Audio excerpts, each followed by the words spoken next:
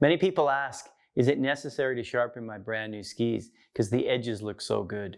It's true, most often they do, but by setting them up correctly, you'll be grateful for the improved performance.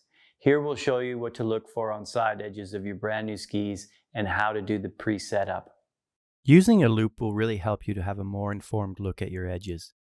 You can see that the machining marks are quite uniform throughout the body here, but not in the tip and tail sections. The appearance of the steel is not consistent. It's more erratic and patchy.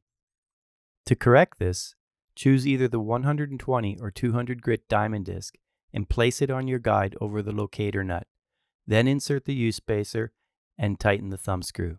Be sure to use low adhesive tape or at least clean the face of your guide with Fibertex to prevent marking the base. Now you're going to take light to medium weight overlapping passes, being certain to go right around the curve at the tips and the tails. Focus particularly on removing these patchy marks, but also consistency with your passes along the entire edge. The diamond will soften the hardened steel, making it much easier to file later. Remember to give the disc a slight twist each time it loads excessively with metal debris from the edge. Finish by taking a couple of full-length passes of the entire edge. Once you see that the markings are more even in tone and color, you'll move on to filing.